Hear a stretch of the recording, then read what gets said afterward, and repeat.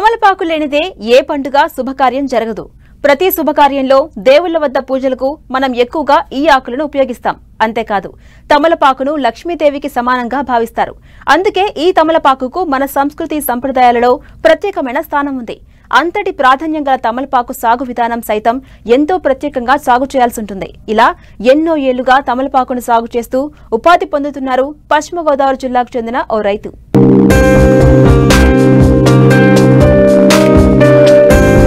ఏ శుభకార్యాలకైనా మొదటి స్థానం తమలపాకుదే. అందుకే చాలా మంది రైతులు తమలపాకుల సాగును తరతరాలుగా చేపడుతూనే ఉన్నారు. ఈ కోవలోకే వస్తారు పశ్చిమ గోదావరి జిల్లా యలమంచిలి మండలం అబ్బిరాజుపాలెంకు చెందిన రైతు నంబూల రంగారావు. ఒక్కసారి మొక్కను నాటితే 2 నుంచి 3 ఏళ్ల వరకు దిగుబడి వస్తుంది. తమలపాకు సాగు అంటే అంత సులువు కాదు, ఎంతో కష్టంతో కూడుకున్నది. ఎక్కువ ఉష్ణోగ్రతలు ఉన్న ప్రాంతాలు సాగుకు పనికిరావు. అలాగే వాతావరణం సహకరించాలి. సంవత్సరం పొడవునా నీటి వసతి సౌకర్యం ఉండాలి. అవగాహన కలిగి సాగుబడి చేస్తే లక్ష్మీదేవి వెంట ఉన్నట్లే అంటుంటారు పెద్దలు. తోటలకు ముఖ్యంగా వేరుకుళ్ళు రోగాలు వచ్చి తీగలు ఆకులు పసుపు పచ్చ రంగులోకి వచ్చి చనిపోతాయి. 1 ఎకరం సాగుకు ₹1,00,000 పైనే ఖర్చులు చేయాల్సి వస్తుంటుంది. ఎకరం తమలపాకు తోట చేస్తున్నానండి.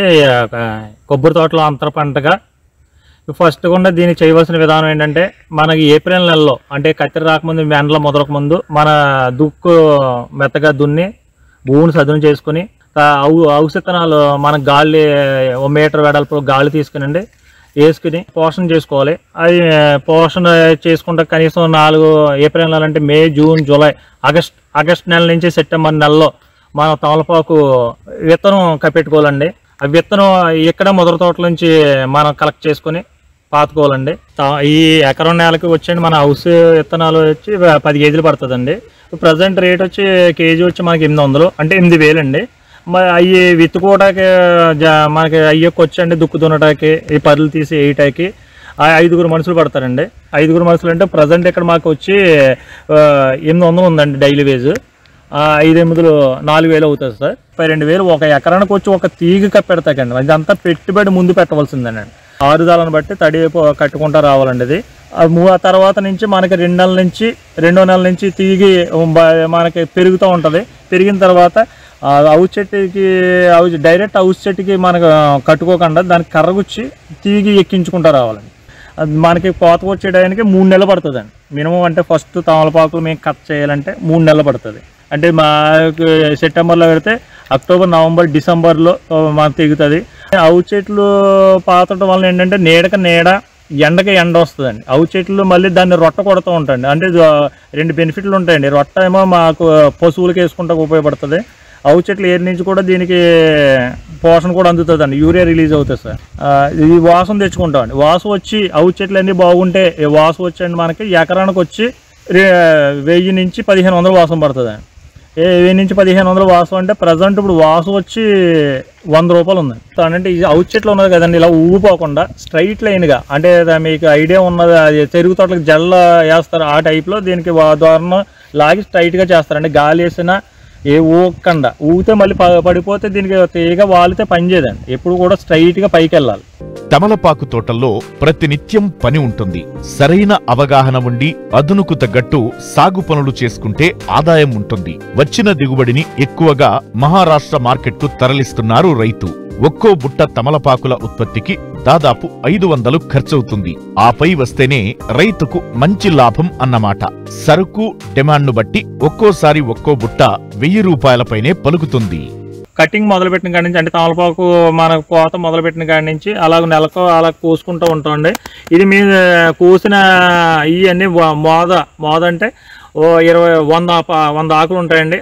అటువంటిది 20 మోదలు అంటే 20 కట్టలు కానీ మొదలు కానీ అంటాం. 20 కట్టలు ఒక బుట్ట కింద మేము తయారు చేసి మేము నాగపూరు ఇలా మహారాష్ట్ర పంపిస్తామండి. నాగపూరు, బొంబాయి పంపిస్తూ ఉంటాం.